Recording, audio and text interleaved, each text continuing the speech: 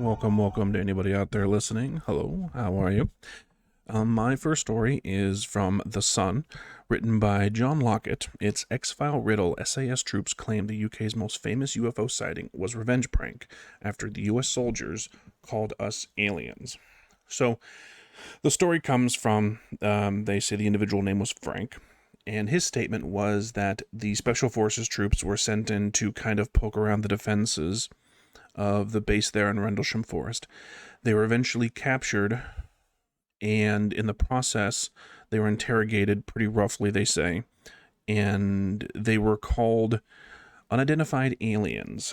And apparently the unidentified alien bit really rubbed them the wrong way.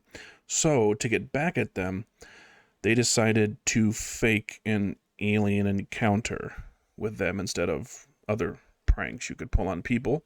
The typical making up a fake UFO encounter to puzzle your friends is standard. I've done it so many times to people that have wronged me, and I'd imagine you have done the same as well. But, so their claim is that they used flares, they connected helium balloons to kites, and in this way they were able to convince people that there was a UFO on the ground. And the issue with that is, if you look into it, you have Halt here. He makes the claims that there was radar evidence that shows a craft traveling at incredible speed that landed in that area. They also say that there was radiation taken, and it's just not his statement. You also have to look at the individuals involved. You also have the story from Jim Peniston, who says that after he touched the UFO, he received these, like a binary code in his head that he wrote down afterwards. And they mean the Halt. He goes on to say that, these people are making it up, that the people that are telling them that it's a hoax are making it up. And if you've followed anything about UFOs, then obviously everything is a hoax and everything is flim-flam, as they say. And this isn't the first time that Rendlesham Forest has been looked at as a hoax. If you read up on it, one of the times they said that a man drove his Jeep through the forest with his lights on, because that obviously looks like a hovering UFO, and if you touch a Jeep, it gives you binary code, which is standard on most new models, from what I understand. There's claims that it was the lighthouse, because the lighthouse would make you think it was a UFO as well. So I just thought the story was interesting and a little ridiculous, but I thought it was interesting nonetheless, because it's pretty happen place to have these kind of claims that everything is a hoax. So thank you. So my second story here is from the International Business Times, written by Narmal Narayanan. Probably got that wrong, and I do apologize. Mysterious cloud looks like UFO. Conspiracy theorists call it alien evidence. Net Diaz baffled. So, there's actually kind of several stories kind of mixed in here. The first story that they talk about is this cloud-shaped UFO. And, obviously it's cloud-shaped UFO, and depending on what you've read about UFOs, you have several people saying that they will use clouds to hide themselves. They'll hide in clouds or look like clouds. You'll even have, there's people that also state that UFOs can basically change shape. I mean, you can look at a lot of interesting videos of UFOs changing shape. There's the New Vegas. Wow. Las Vegas. And there's also a lot of South American. I think there's a lot of really good South American UFO videos that I think a lot of people haven't seen, and they're really interesting. So you have this cloud.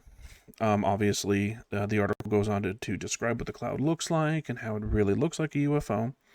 And then the second story we have is from the former Israeli space security chief, Amin Essed, a former space security chief of Israel.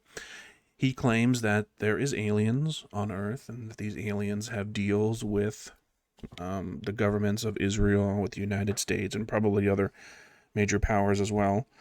And there's deals made with these alien forces, which, if you've read anything about the secret space fleet, or you have several stories from people talking about how they served in the secret space fleet and were fighting on, random planets throughout the galaxy. So if you look into that, then that would kind of corroborate those views depending on your personal views on the alien subject.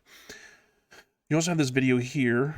I'm not playing it because it's 11 minutes and 43 seconds, but it's from a YouTuber named Mavi777, and it's an interesting video. So if you want to watch it, watch it. Yeah, it's pretty cool. It's basically it's him showing different footage of the cloud UFO, of him just showing random UFO videos. So if you like that kind of stuff, show the guy a wee bit of love. And then this top one is basically just talking about was the Pentagon investigating aliens and UFOs, and it's the whole everything that's come out from like Lou Elizondo, all that stuff about how there was an actual program called ATIP. If you look into that, that's also very, very interesting. Good evidence besides video. So it's asking the question, and the question's true. They have been looking into UFOs, even though the claim is, of course, that there has been no investigations into UFOs, when really there's been quite a bit. So I thought those were interesting, several little stories. So thank you. So my last story here is kind of the big question about alien life or extraterrestrial civilizations. One of the arguments is that they're all dead, that these advanced civilizations that appeared so long ago are gone now, and that's why we don't get radio signals. That's why we don't. I mean, that's the claim, of course, is that we're not seeing, or aliens aren't coming to us.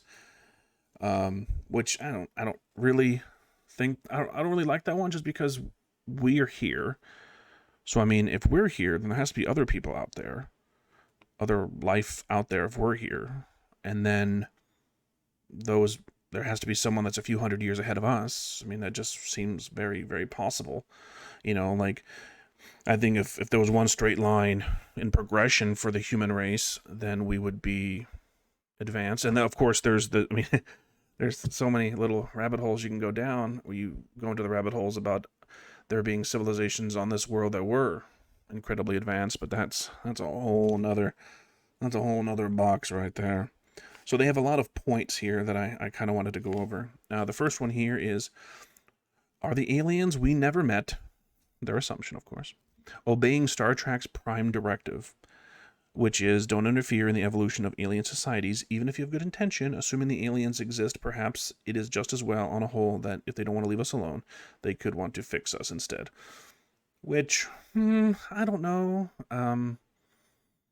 It's possible, but I mean, we do see a lot of aliens, and even in like Star Trek, of course, they don't fly the Enterprise through alien worlds. I mean, that's like against the Prime Directive as well. I mean, they had that whole episode where they're viewing those proto Vulcans, and they have the hologram, so that you can't see them in the rock face. So I don't. There could be, but even they broke the Prime Directive on several occasions. Anyway, how can we be sure we are not just an ET simulation? A number of books and films are based on the idea. So how do we sure we're not in a simulation? We can't. I mean, we could be, but if the simulation's this good, then how do you know? I mean, I don't even know how you would know. I mean, is there a way that you could find a way to break through the simulation? I mean, that's an interesting topic. I mean, that's a whole interesting topic in itself. How would you find out? Is there a way? Is there a place? Is there somewhere there's like a little glitch that maybe you could get through and figure it out? I mean, that's an interesting topic in itself. Did the smart machines destroy the aliens who invented them? Well, I mean, this is obviously, if you've watched science fiction, this is a pretty good one.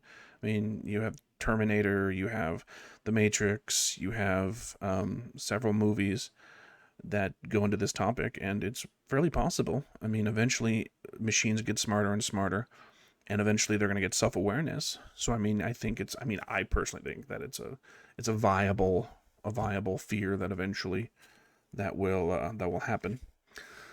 Number 4, the aliens exist, but they are sleeping. Um, and if we wake them, it'll be at our peril because they're super powerful. This is like the Necron conspiracy. You know, if you don't know what Necron's on, that's a random, but saying that the aliens are sleeping for a whole bunch of years or millions of years until they wake up. Maybe. You could, I mean, that's true. You never know. I mean, that's completely possible as well. Maybe there's just very few aliens out there. Could be. There could be very few, and Earth is random, but if you look into it, they keep telling us that there's so many planets within the Goldilocks zone that it really makes you think more and more that just rolling a dice, there's going to be a ton out there. Space aliens could be in fact watching us, using the methods we use to spot exoplanets, but if they are technologically advanced, they wouldn't be here by now. Oh, well, just because we haven't discovered faster than light travel doesn't mean that no one else has. And maybe there's a different way to travel. You have you have different shows that use jump technology. You know, they have jump gates, or they just they use hyperspace, or they just have some kind of jump technology. Hopefully not event horizon technology, of course, but jump technology nonetheless. Number 8. Is the brief window of finding ET closing? No, I don't think so. I think there's probably thousands of races out there, and I mean you're digging in one big box to try to find these things. I mean, there's so much space. I think it's kind of it's infinite, so that's going to be pretty hard. And finally, what if we don't see aliens because they not have evolved yet? Which is true as well. There could be beings on other planets that are several hundred years behind us. I think there's above us, or ahead of us, and behind us. So I just thought that was an interesting one because they ask a lot of questions, and a lot of these questions you just don't know with something very Cthulhu-like sitting up here. But if you've watched this and you enjoy this, and you enjoy the ramblings, please tell me you enjoy the ramblings, or just watch, and that's plenty enough for me. But thank you for listening.